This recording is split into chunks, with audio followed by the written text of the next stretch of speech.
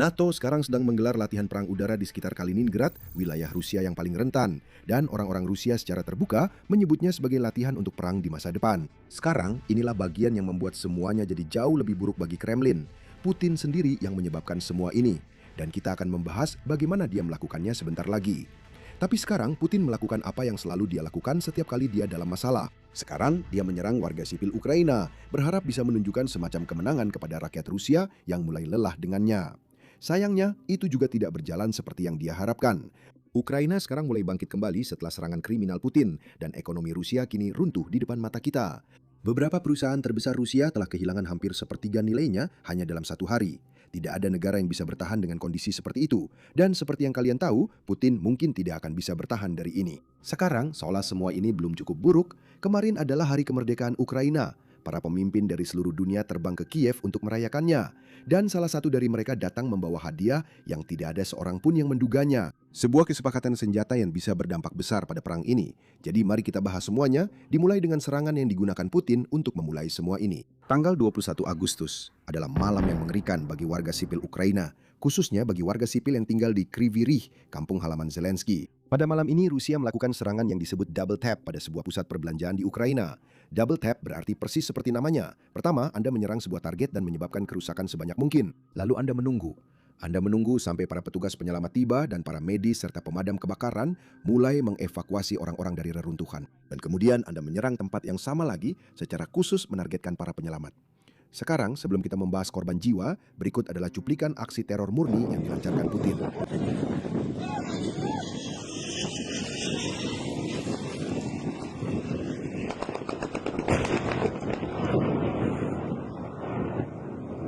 Secara total, setidaknya 16 orang tewas dalam serangan ini, termasuk 2 anak-anak.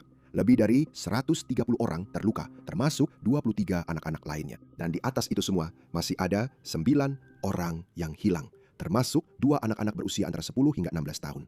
Sekarang, pikirkan tentang apa yang sedang direspons oleh Putin. Ukraina telah menyerang kilang minyak Rusia, depot militer Rusia, dan gudang-gudang Rusia yang bekerja sama dengan militer. Target-target ini membantu Putin menjalankan perang ini. Dan jawaban Rusia adalah menyerang pusat perbelanjaan terbesar di wilayah itu, tempat orang-orang pergi untuk membeli kebutuhan pokok dan, seperti yang Anda tahu, berbelanja sepatu atau pakaian. Inilah alasan mengapa Zelensky menyebut serangan ini benar-benar sinis dan keji. Dan dia mengatakan Ukraina akan membalas kejahatan Rusia. Jadi mari kita bahas tanggapan itu, karena itu benar-benar sesuatu yang tidak diharapkan Rusia. Tanggapan Ukraina dimulai pada hari berikutnya, dan dalam beberapa hal, itu merupakan kelanjutan dari kampanye yang telah dijalankan Ukraina selama beberapa waktu. Kampanye melawan gudang dan perusahaan logistik Rusia yang menjaga pasokan militer Rusia. Kalian ingat Wildberries kan? Itu adalah tiruan Amazon terbesar di Rusia dan juga nama yang sering muncul di kartu bingo yang kita mainkan di channel ini. Nah, ada sedikit masalah dengan kartu bingo itu. Ukraina pada dasarnya sudah kehabisan gudang Wildberries besar untuk diserang. Jadi mereka langsung mengalihkan fokus ke nama berikutnya di daftar, Ozon. Ozon pada dasarnya sama saja dengan Wildberries, tapi ini perusahaan nomor 2. Jadi bukan perusahaan terbesar, tapi perusahaan terbesar kedua. Dan mereka semua pada dasarnya meniru Amazon. Nah, ini bagian lucu dari perusahaan ini. Baru beberapa hari yang lalu, ada banyak orang di Rusia yang berspekulasi, atau mungkin ada teori konspirasi yang mengatakan bahwa Ukraina diam-diam berinvestasi di Ozon. Nah, alasan orang-orang mengatakan ini adalah karena Ukraina menghancurkan semua gudang Wildberries, sementara Ozon justru mendapatkan pangsa pasar dan mendapat keuntungan dari kampanye yang dijalankan Ozon ini. Sebenarnya, Ukraina tidak berinvestasi di Ozon. Mereka hanya menunggu giliran Ozon. Setelah mereka menghancurkan semua gudang yang dimiliki Wildberries, sekarang giliran Ozon. Ini adalah serangan pertama yang terjadi pada 22 Agustus. Ini adalah fasilitas Ozon yang berada di Samara, salah satu gudang terbesar di wilayah tersebut. Lihat apa yang terjadi. Ya tapi, jalan ayo. Ini gue. Sekarang kampanye ini telah berlangsung selama 2 hari terakhir, dan setiap harinya Ukraina semakin banyak menghantam gudang-gudang. Jadi saya benar-benar ingin membahas operasi NATO di sekitar Kaliningrad dan bagaimana Putin sendiri yang menyebabkan kesalahan besar ini. Tapi sebelum kita membahas itu, saya benar-benar ingin menunjukkan kepada kalian semua cuplikan yang keluar dari kampanye Ozon ini, karena saya tahu kalian sangat menikmati melihat gudang militer Rusia meledak begitu saja. Jadi mari kita lihat satu persatu, lalu kita akan membahas Kaliningrad. Di sini kita punya cuplikan lain dari gudang Samara yang sama. Hanya ini dilakukan untuk... Ya, begitulah, sialan. Lalu, keesokan harinya, Ukraina menyerang gudang Ozon lain di Orenburg. Ini adalah fasilitas terbesar yang dimiliki perusahaan ini. Lihatlah klipnya. Блядь. Kalian sudah lihat klip itu kan? Saya tanya karena ternyata gubernur daerah itu sepertinya tidak melihat klip itu. Karena dia mengklaim bahwa semua kerusakan di gudang ini disebabkan oleh puing-puing drone yang jatuh. Sekarang kalau kita lihat klip itu lagi, sepertinya bukan puing-puing drone yang menyebabkan kerusakan itu. Menurut saya drone itu tampak beroperasi dengan sangat baik. Tapi ya, kita tidak pernah tahu. Mungkin Ukraina punya teknologi baru, di mana drone masih bisa mengenai target mereka, bahkan setelah dijatuhkan oleh pertahanan udara Rusia. Nah, masalahnya di sini bagi pejabat Rusia, kamu tidak pernah tahu. Ukraina berinovasi dengan sangat cepat. Tapi kamu lihat, masalah yang sedang dihadapi pejabat Rusia di sini adalah para blogger perang Rusia mulai menyoroti alasan yang sudah digunakan Rusia sejak lama. Dan alasan mereka sebenarnya cukup masuk akal. Blogger perang ini pada dasarnya mengatakan bahwa inilah masalah dengan militer Rusia dan birokrasi Rusia, di mana semua orang hanya berbohong kepada atasan mereka dan para pejabat juga berbohong kepada publik. Dan itu berarti tidak ada yang benar-benar menunjukkan masalahnya, jadi tidak ada yang benar-benar mencoba menyelesaikan masalah tersebut. Ambil ini sebagai contoh. Jika gubernur secara terbuka mengatakan bahwa, "Hey teman-teman, pertahanan udara kita berhasil, kita benar-benar berhasil menjatuhkan drone Ukraina." Tetapi drone yang jatuh itulah yang menyebabkan semua kerusakan ini. Itu berarti tidak ada yang benar-benar mencari tahu mengapa drone Ukraina tidak berhasil dijatuhkan oleh pertahanan udara. Karena para pejabat secara terbuka mengatakan bahwa pertahanan udara berfungsi. Yang berbahaya adalah puing-puing drone itu. Dan karena itu Ukraina jadi bebas bergerak. Tidak ada yang berusaha memperbaiki masalah Rusia. Dan drone Ukraina terus saja terbang masuk setiap hari. Dan coba tebak, kita mendapat contoh sempurna dari masalah ini tepat di hari berikutnya. Karena pada hari berikutnya, Ukraina memutuskan untuk habis-habisan. Mereka menghancurkan 4 gudang dalam satu hari. Bayangkan jika ada yang bekerja memperbaiki pertahanan udara itu. Mungkin Rusia bisa menghentikan setidaknya beberapa serangan ini. Tapi tetap saja, lihatlah, Ukraina menghantam gudang ozon seluas 130.000 meter persegi di Dagestan. Mereka menghantam gudang seluas 100.000 meter persegi di Stralsund. Mereka juga menghantam pusat logistik ozon seluas 100.000 meter persegi di Krasnodar. Dan tentu saja mereka juga menghantam yang seluas 10.000 meter persegi. Jadi yang ini jauh lebih kecil dibandingkan yang lainnya. Ini tidak ada hubungannya dengan ozon. Ini juga hanya pusat logistik di Krasnodar. Sekarang di layar Anda, serangan yang Anda lihat adalah serangan di fasilitas ozon di Dagestan. Tapi kami juga punya cuplikan dari fasilitas lain. Ini yang dari Krasnodar. Sesuatu benar-benar meledak. Menyedot. Api menyembur keluar, kaca-kaca pecah. Krasnodar. Selamat malam anak-anak. Sekarang sebelum kita lanjut ke cerita berikutnya, saya ingin menunjukkan kepada kalian bagaimana propaganda Rusia bekerja. Dan saya rasa saya belum pernah melihat penjelasan yang lebih baik dari yang satu ini. Jadi beginilah cara propaganda Rusia bekerja di luar negeri. Bagi kelompok kanan, Rusia membela tradisi. Bagi kelompok kiri, NATO yang menyebabkan ini. Bagi kaum pasifis, senjata memperpanjang perang. Dan bagi kaum sinis, semua orang sama-sama berbohong. Dan bagi yang lelah, semuanya terasa rumit. Sekarang, ini bagian yang penting. Tujuan Rusia dengan propaganda bukanlah untuk meyakinkan Anda agar percaya pada pihak mereka. Tujuan mereka hanyalah membuat Anda begitu lelah dan kehabisan tenaga sehingga Anda tidak melakukan apa-apa. Anda tahu, Anda begitu saja berhenti memikirkan hal ini, berhenti mengambil tindakan. Dan itulah tujuan Rusia. Mereka tidak ingin Anda mencintai Moskwa. Mereka hanya tidak ingin Anda mencintai Ukraina. Mereka hanya ingin Anda berpikir, ini terlalu rumit, mari lupakan saja. Dan inilah alasan tepat mengapa kami melakukan apa yang kami lakukan. Kami ingin memastikan kami melawan propaganda Rusia dan kami menyampaikan kebenaran tentang bagaimana perang ini sebenarnya berlangsung. Jadi jika Anda ingin membantu kami, cukup tekan tombol subscribe di bawah ini. Bagikan video ini kepada satu orang atau di media sosial Anda yang menurut Anda akan senang, Anda tahu, mempelajari tentang hal ini. Dan itu saja, itu adalah dukungan besar yang bisa membantu kami menyebarkan pesan kami ke lebih banyak orang. Sekarang mari kita kembali ke ceritanya. Semua serangan ini membawa kita ke kartu bingo baru kita. Dan tentu saja ini ada hubungannya dengan kartu bingo ozon. Di sini Anda bisa melihat Ukraina sudah menyerang gudang terbesar yang dimiliki ozon di Orenburg. Sekarang ini adalah gudang yang belum terbakar habis, tapi ada sedikit kebakaran, tidak ada kebakaran besar. Jadi fasilitasnya mungkin masih beroperasi, tapi sebagian dari fasilitas itu hancur. Yang kelima, sudah hancur. Ini adalah serangan ozon pertama yang dilakukan Ukraina pada 22 Agustus. Lalu yang di Dagestan adalah yang baru saja kita lihat. Itu terjadi kemarin, gudang itu sudah hancur. Nomor 14, Strahovskoye, yang itu sudah terkena serangan tapi tidak hancur, sedangkan yang di Adige sudah hancur. Sekarang saya penasaran, berapa lama waktu yang dibutuhkan Ukraina untuk, kamu tahu, menyelesaikan semua target di kartu ini sebelum mereka beralih ke perusahaan berikutnya. Sayangnya bagi Rusia, gudang-gudang yang terbakar itu justru menjadi masalah paling kecil, karena para investor baru saja menyadari sesuatu yang mengubah segalanya bagi ekonomi Rusia. Yang sekarang disadari para investor adalah bahwa kampanye yang dijalankan Ukraina ini bukanlah kampanye yang hanya berfokus pada wild berries, melainkan kampanye yang menargetkan ekonomi Rusia secara keseluruhan.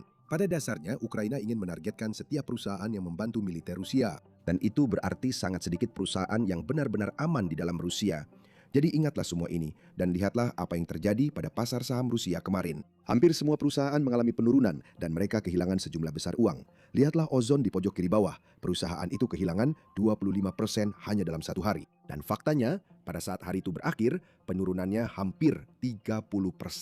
Tepatnya 29% hanya dalam satu hari.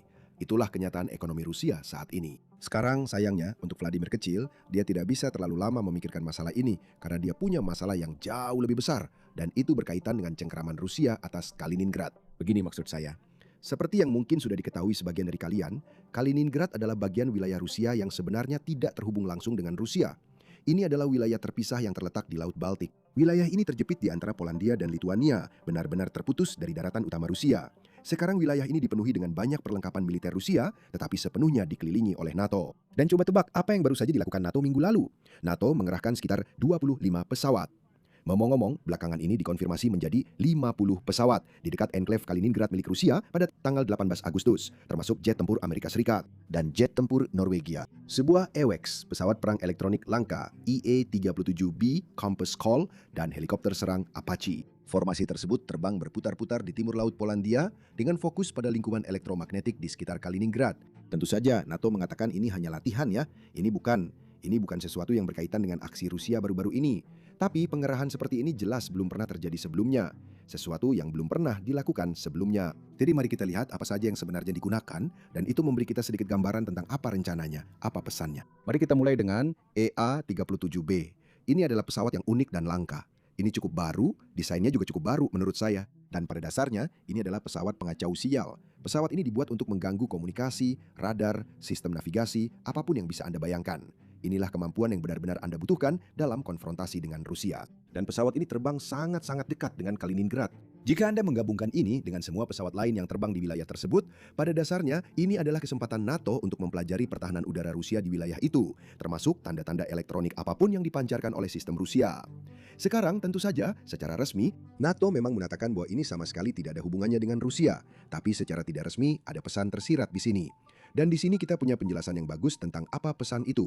Meskipun konsentrasi aset NATO ini terlihat tidak biasa, sifat agresif dari tindakan dan kata-kata Rusia belakangan ini berarti bahwa kadang-kadang bijaksana untuk sesekali menunjukkan kekuatan yang sedikit lebih besar dari biasanya sebagai penangkal. Inilah yang disebut penangkalan. Dengan retorika dan tindakan diplomatik Rusia baru-baru ini terkait pasokan senjata serangan jarak jauh lebih banyak ke Ukraina, sangat penting bagi NATO untuk terus menunjukkan ketegasan dan kekuatan. Ini hanyalah salah satu cara untuk melakukannya tanpa melewati ambang eskalasi apapun yang mungkin ada. Jenis misi seperti ini melakukan dua hal. Pertama, ini mengirimkan sinyal yang jelas kepada Kremlin bahwa kami mengawasi dan siap.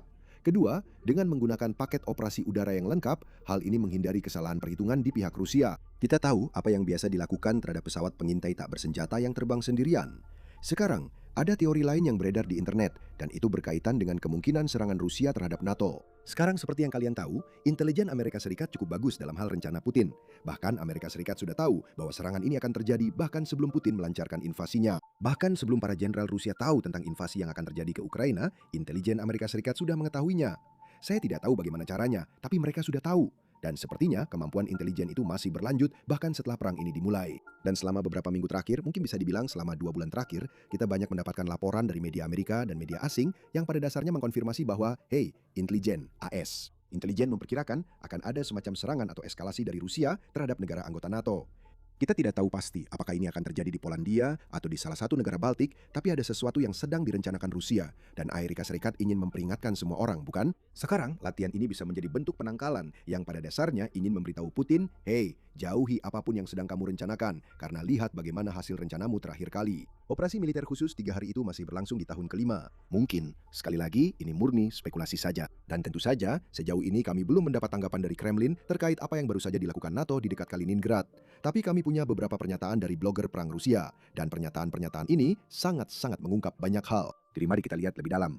Aktivitas udara intensif NATO baru-baru ini di dekat enklave Kaliningrad, Rusia, sedang diartikan oleh para blogger perang Rusia sebagai latihan untuk perang di masa depan. Mereka menyalahkan provokasi Polandia dan berspekulasi bahwa ada rencana yang sedang disiapkan untuk memblokade Kaliningrad.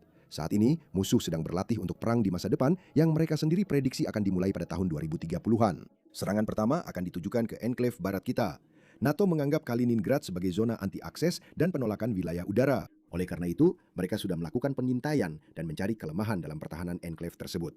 Komposisi kelompok penerbangan NATO sangat menunjukkan hal itu. Rencana NATO yang paling mungkin jika terjadi konflik di masa depan telah berulang kali disebutkan, yaitu memblokade Kaliningrad dan memaksa Rusia untuk mencoba mencapainya melalui celah Slovakia, yang telah secara aktif diperkuat dan dipasangi ranjau oleh orang-orang Eropa selama beberapa tahun. Perhitungannya adalah bahwa tentara akan menghabiskan seluruh potensi ofensifnya terhadap garis pertahanan ini. Setelah itu, musuh yang sudah kehilangan semangat akan dikalahkan oleh tank, penerbangan, dan artileri. Lalu dia melanjutkan dengan mengatakan, pada dasarnya Rusia perlu membangun kemampuannya karena perang akan datang dan Rusia harus siap jika ingin menang. Sekali lagi, pengingat penting di sini adalah bahwa Putinlah yang sebenarnya memulai invasi ke Ukraina ini. Sebelum itu, tidak ada kekhawatiran tentang apapun yang berkaitan dengan Kaliningrad. Tapi seperti yang saya katakan sebelumnya, Putin juga tidak punya banyak waktu untuk memikirkan hal ini karena dia punya hal-hal yang lebih mendesak untuk dikhawatirkan. Begini maksud saya, kemarin adalah hari kemerdekaan Ukraina dan para pemimpin dari seluruh dunia mengunjungi Kiev untuk merayakannya bersama rakyat Ukraina.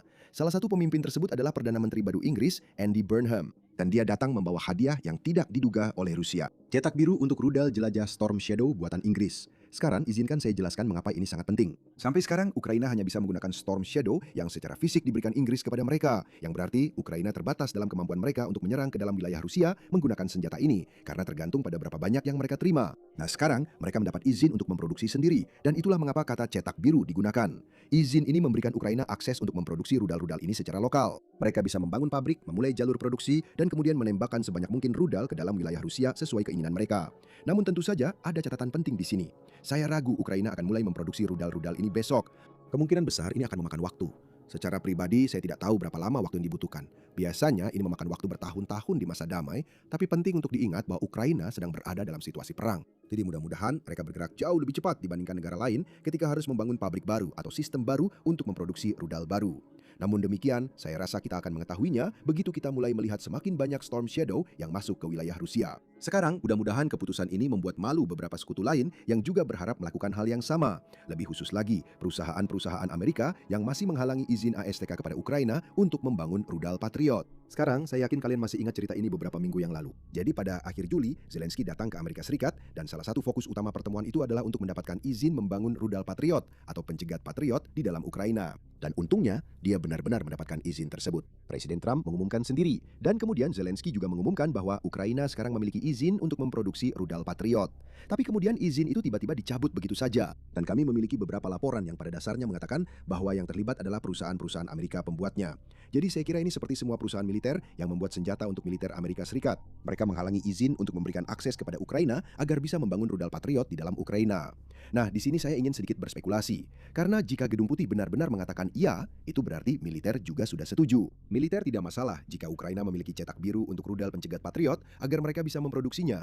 Itu berarti kita tidak keberatan. Anda tahu, Ukraina memiliki informasi tersebut. Tapi justru perusahaannya yang menghentikannya, yang berarti ada sesuatu yang mencurigakan. Seolah-olah perusahaan-perusahaan ini tidak mau bersaing dengan pabrik lain di luar Amerika Serikat karena bagaimana jika mereka bisa memproduksi lebih banyak dan lebih baik? Atau bagaimana jika mereka bisa memproduksinya lebih cepat atau semacamnya? Anda tahu, sesuatu memang sangat-sangat mencurigakan. Tapi sekarang, Inggris sendiri sudah menunjukkan kepada semua orang bahwa Ukraina bisa dipercaya untuk menangani informasi seperti ini. Semoga semakin banyak negara yang berbagi kemampuan produksi atau informasi produksi dengan Ukraina sehingga Ukraina bisa membangun persediaan senjatanya. Sebelumnya kita sudah membahas bagaimana serangan-serangan ini pada dasarnya menghancurkan ekonomi Rusia. Pasar saham anjlok dalam kehancuran yang mungkin belum pernah dilihat Rusia sejak lama. Sekitar sebulan lalu, mereka mungkin melihat sesuatu seperti ini. Tapi tetap saja, kita benar-benar punya gambaran seperti apa situasinya di jalan-jalan Moskow. Di sini kita punya laporan BBC dari Moskow tentang bagaimana warga Rusia biasa menghadapi semua ini. Silakan lihat.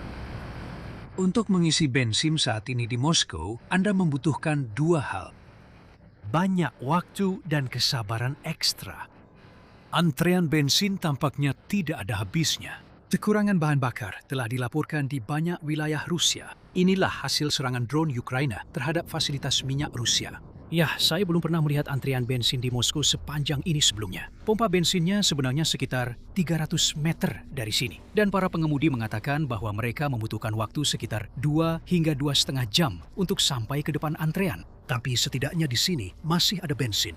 Di tempat lain, mereka sudah kehabisan. Katanya nanti ada bensin. Katanya di sini akan ada bensin, Sviatoslav memberitahuku. Mereka belum tahu kapan, mungkin hari ini, mungkin besok.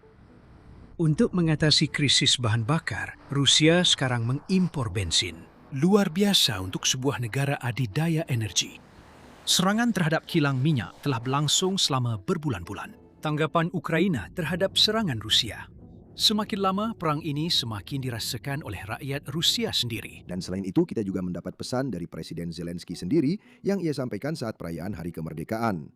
Saya rasa pesan ini memang ditujukan langsung kepada rakyat Rusia, tapi silahkan dengarkan. Putin berharap kita sudah lelah. Putin berharap kita sudah lelah. Kita tahu bahwa dia juga fana. Dia tidak pernah memahami kita. Sekarang dia tidak akan punya waktu untuk itu. Dan dia tidak akan sempat. Kalian ingin mengambil seluruh Ukraina kami? Kalian ingin mengambil seluruh Ukraina kami, seluruh tanah kami. Sebaliknya, kalian kehilangan kilang minyak kalian, armada kalian, keuntungan kalian, dan seluruh generasi yang kalian kirim ke mesin penggiling daging. Kalian ingin kami tidak ada di peta. Sekarang kalian tidak ada dalam agenda internasional peradaban masa depan. Майбутнє цивілізації. Sekarang, selain semua itu, ada berita lain yang banyak orang lewatkan. Ingat ketika Zelensky mengunjungi Oval Office, kami memiliki pengumuman lain dan pengumuman itu berkaitan dengan utusan khusus Steve Witkoff dan Jared Kushner yang seharusnya pergi ke Ukraina untuk Hari Kemerdekaan yang berlangsung kemarin. Tapi ternyata, perjalanan itu sedikit tertunda karena semua serangan rudal yang diluncurkan Rusia ke Kiev. Sekarang, ini terdengar seperti alasan yang sangat bagus. Tapi lihatlah semua orang lain yang berkunjung. Kita punya, kamu tahu, begitu banyak pemimpin dunia, Perdana Menteri, Presiden, dan Kanselir yang datang dari berbagai belahan dunia. Kita juga punya mantan utusan khusus, Keith Kellogg, yang berkunjung. Jadi semua orang ini menganggap aman untuk pergi. Tapi ternyata utusan khusus Amerika Serikat, utusan khusus saat ini, Steve Witkoff dan Jared Kushner, itu dianggap terlalu berbahaya. Nah, disinilah penting untuk diingat, Rusia sebenarnya tidak pernah menyerang Kiev saat personel ISREC ada di sana. Karena Rusia tidak ingin menyebabkan eskalasi seperti itu. Jadi menurut saya, ini terdengar seperti salah satu alasan paling bodoh untuk menunda perjalanan hanya karena mereka ingin, menghindari rudal Rusia. Padahal kenyataannya, setiap kali mereka datang, warga sipil Ukraina justru bisa tidur nyenyak karena Rusia menghindari menyerang kota-kota yang ada personel AS-nya. Utusan hadir. Jadi semoga mereka segera pergi, karena ini akan sangat belum pernah terjadi sebelumnya. Saya rasa belum ada pejabat tinggi yang pergi ke Kiev sejak Scott Bessent pergi pada awal 2025. Jadi ini akan sangat baik karena bagaimanapun juga Steve Witkoff dan Jared Kushner memainkan peran besar dalam negosiasi antara Rusia dan Ukraina. Dan mereka sudah beberapa kali ke Rusia, tapi mereka belum pernah sekalipun ke Ukraina. Jadi semoga mereka segera pergi. Dan inilah alasan kenapa cukup menyedihkan melihat Jenderal Keith Kellogg tidak memperpanjang posisinya sebagai utusan khusus. Karena dia adalah salah satu dari sedikit orang di tim negosiasi ini yang sangat pro-Ukraina. Tapi sepertinya dia tidak memiliki pengaruh seperti yang diharapkan dalam seluruh proses ini. Jadi dia memutuskan untuk tidak memperpanjang posisinya sebagai utusan khusus. Saya rasa setiap tahun Anda harus melalui proses persetujuan Senat. Yang sekali lagi, jika dia mau, saya rasa dia akan disetujui. Tapi dia mengundurkan diri sendiri. Ini terjadi minggu lalu. Rusia mengerahkan banyak kendaraan lapis baja. Ya, saya bisa jelaskan konteksnya sebentar, Adam. Salah satu hal yang sering terjadi di sini adalah kamu terus-menerus mendengar tentang infiltrasi Rusia. Dan biasanya mereka mengirim 2, 3, atau 4 orang bersama-sama. Dan sesekali, kira-kira setiap 4 minggu, mereka membentuk kelompok yang lebih besar. Dan kali ini terdiri dari 9 tank, 2 kendaraan pengangkut personel lapis baja, dan sekitar 1 kompi infanteri. Yang terjadi sekarang adalah semakin besar kelompok yang Rusia bentuk, semakin cepat Ukraina menemukannya dan menghancurkannya dengan drone. Dan itulah yang terjadi di sini. Ini adalah wilayah yang terletak di utara dan timur Pokrovsk. Ya, bagaimana hasilnya lapisan pelindung ala landak itu? Jadi lihat tank ini, lihat. Mereka bahkan tidak repot-repot memasang jaring kan? Oke, ada api di dalam kendaraan. Nah, sekarang ada api di luar kendaraan. Jadi tank Rusia, mereka membuat keputusan sekitar 50 tahun yang lalu untuk mengurangi kru tank dari 4 menjadi 3 orang. Jadi ada pengemudi, penembak, dan komandan kendaraan. Itu memungkinkan mereka membuat tank yang lebih kecil dan lebih rendah ke tanah. Itu adalah, kamu tahu, itu ide mereka. Tapi untuk melakukan itu, mereka menggunakan pemuat otomatis. Tapi itu berarti kru tank tanpa dinding pelindung ledakan. Dan di sini ada seorang pria yang mengendarai sepeda motor, dia akan berubah menjadi astronot sekarang. Kru tank duduk di atas amunisi. Dan bukan hanya amunisinya, ada proyektil dan juga kantong propelan. Jadi mereka benar-benar duduk di atas kantong mesiu. Itulah sebabnya tank-tank itu meledak. Jadi jika kamu mundur sedikit dan melihat persimpangan yang sangat unik tempat mereka berada, kamu selalu ingin menghindari tempat-tempat seperti itu karena sangat mudah ditemukan di peta. jadi itu bukan hanya 4 jalan yang bertemu, ada sekitar 6, ada sebuah tikungan. Sangat mudah untuk menggambarkan itu di peta, mengkomunikasikan lokasi tersebut, dan mengirim drone untuk melakukan ini. Jadi menurut saya, di setiap kasus di mana kamu melihat kendaraan-kendaraan itu berhenti, kemungkinan besar mereka sudah meninggalkannya. Dan 38%.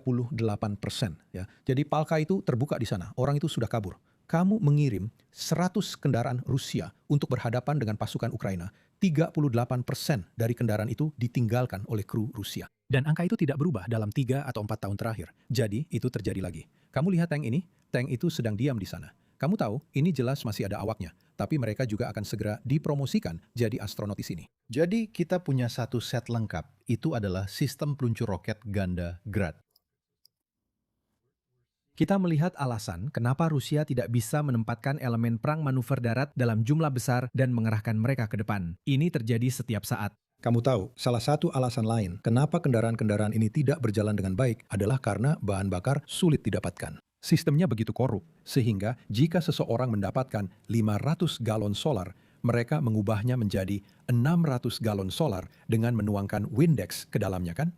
Jadi bahan bakarnya dicampur. Jadi ketika mereka mengirimkan barisan kendaraan lapis baja ini ke depan, bagaimana mereka mendapatkan pasokan ulang? Apakah mereka bahkan diberi tambahan bahan bakar? Tidak. Orang-orang ini seperti menjalani misi tanpa jalan pulang. Dan faktanya, para tentara Rusia ini datang, dan kecuali untuk orang-orang yang mengendarai tank, karena mereka harus belajar itu, orang-orang ini sebenarnya bukan tentara. Mereka benar-benar seperti warga sipil biasa. Dan mereka tidak menyadari bahwa mereka benar-benar diberi perintah bunuh diri. Mereka tidak bisa memahami bahwa seluruh elemen penyerangan itu akan musnah dalam waktu 90 menit sampai 2 jam. Jadi hal lainnya adalah, jadi ada persimpangan yang sangat mencolok yang tadi kita bicarakan. Kamu sudah menggambarkannya kepadaku. Jalan besar dari timur laut masuk. Ada segitiga besar di situ. Itu dia. Koordinat grid 8 digit. Dan kita akan lihat ada tampilan dekat, tapi sebagian besar kendaraan Rusia diserang tepat di persimpangan itu. Jadi, tips keselamatan penting. Hindari apapun yang mencolok di medan perang. Jangan punya 900 antena. Jangan kibarkan bendera. Jangan pasang bulu di topi Anda. Oke, ini ada beberapa orang, ya. Jadi itu adalah mobil station wagon Mama untuk seseorang yang tinggal di Donbas. Mereka hanya menghentikanmu di pos pemeriksaan. Mereka mengambil barang-barangmu. Kamu tahu, mereka akan mengambil belanjaan yang ada di mobilmu dan kamu harus jalan kaki. Sial, benar-benar sial. Jadi menurutmu, seberapa besar kemungkinan tank ini kehabisan bensin, dan itulah alasan mereka meninggalkannya? Menurutku itu sangat mungkin terjadi. Atau mungkin juga bahan bakarnya sudah tercampur. Atau seperti yang aku bilang, mereka ini, kamu tahu, menghubungi lewat radio dan bilang, "Hey, tanknya mogok." Atau mereka tidak bilang apa-apa dan langsung keluar dari tank. Kalau aku jadi mereka, aku pasti sudah bersembunyi di bawah pohon itu. Aku pasti meringkuk dalam posisi janin sambil berpegangan pada, kamu tahu, akar pohon itu. Tapi seperti yang aku bilang, 38%. Jadi motivasinya, kamu tahu, motivasinya 0. Effectivitas tempur 0. Dan kamu tahu, ini hanyalah yang terbaru. Ada sebuah peristiwa sekitar setahun yang lalu di selatan Kupiansk yang merupakan sebuah kota di utara yang masih diklaim Rusia mereka kuasai. Mereka sebenarnya tidak. Tidak ada, kamu tahu, satu-satunya orang Rusia di sana hanyalah mayat yang matanya dimakan burung gagak. Jadi, 2 batalion Rusia pergi menyerang ke selatan Kupiansk dan mereka mencoba mencapai sungai Oskil. Mereka benar-benar jenius taktik, sampai-sampai mereka memutuskan menempatkan 1 batalion di satu sisi sungai kecil dan batalion lainnya di sisi selatan sungai itu. Mereka tidak lagi saling mendukung kan? Sama saja seperti hanya punya 1 batalion karena mereka tidak bisa bertempur bersama. Kamu tidak bisa bicara di radio dan berkata, "Bro, aku dihajar habis-habisan di sini. Aku butuh bantuan." Ya, aku tidak bisa menyeberangi sungai itu. Tips keselamatan yang penting. Mereka habis dalam 2 jam. 300 orang, 15 tank, dan 20 atau 30 kendaraan tempur infanteri. Itu adalah serangan terbesar yang mereka coba akhir-akhir ini. Dan itu pasti sekitar 18 bulan yang lalu. Jadi semoga beruntung untuk para tamu Rusia yang mendengarkan. Jadi kota-kota kecil yang kamu lihat di sana disebut sebagai pickle. Jadi mereka sudah menandai target itu dengan pickle. Jelas, itu tertulis tank, T-A. Huruf H itu adalah N, dan K adalah K.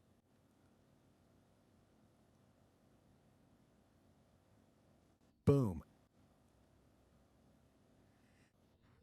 Hulu, ledak di drone ini bisa sekecil kaleng bir kan? Dan mereka punya muatan berarah. Kamu mengatur bahan peledak plastik di dalam kaleng bir.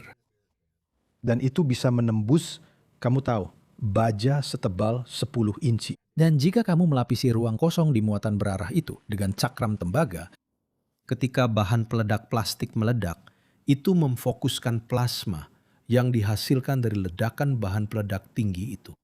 Itu mengubah potongan tembaga itu menjadi gumpalan logam cair yang membakar dan menembus segalanya. Jadi itu hanya membuat lubang sebesar ini di tank, tapi menembakkan logam cair yang sangat panas. Itu lebih panas dari lava kan? Itu hampir mengatomisasi logam cair itu. Dan satu bagian dari itu mengenai kantong bubuk di lantai. Dan terjadilah ledakan. Jadi tidak perlu banyak. Tidak. Di tank Amerika, kamu tahu, mereka punya sesuatu di bagian belakang kubah. Ada tonjolan yang disebut bustle. Dan disitulah mereka menyimpan amunisi. Ada dinding pelindung antara kru dan amunisi. Dan tank Amerika masih menggunakan awak pengisi amunisi. Jadi komandan tank berkata, 1 peluru, Sabo. Kamu tahu bro, sekat pelindung terangkat. Orang itu meraih ke dalam sesuatu seperti kulkas besar yang penuh dengan benda-benda ini. Mengambilnya, pintu ledakan menutup lagi, dan dia memasukkannya ke sungsang. Jadi Amerika Serikat memilih manusia daripada robot dan memisahkan amunisi. Oke, benar. Jadi ini hampir seperti 3 orang bodoh di sini. Tapi drone itu diparkir di pinggir jalan. Dan orang-orang ini melewati drone itu begitu saja. Mereka tidak memperhatikan. Dan sayangnya bagi mereka, mereka memutuskan untuk berhenti tepat di samping drone itu. Dan benda ini jelas-jelas mengincar bagian yang empuk, bukan bagian yang keras. Jadi, dan jika kamu kembali ke kamu tahu orang itu, kami mungkin sudah menunjukkannya lagi. Tapi dia membawa senapan yang terlihat seperti Mosin Nagant. Senapan itu berusia 100 tahun. Benar kan? Mereka ini orang-orang garis belakang. Mereka tidak pernah menyangka sesuatu yang buruk akan terjadi pada mereka. Dan dia benar-benar hanya punya senapan bolt action. Itu sebabnya dia tidak membalas tembakan. Oke, ya. Sekarang saya tidak bisa memastikan, tapi magazinnya tidak ada di senjata itu. Jadi kalau itu senapan pola AK, saya rasa bukan. Jadi itu Mosin Nagant. Di sini juga kamu bersembunyi di tempat yang sangat gampang ketahuan. Benar. Tapi tetap saja, itu saja yang bisa saya sampaikan untuk kalian. Nama saya Sam, dan kita akan bertemu lagi di video berikutnya.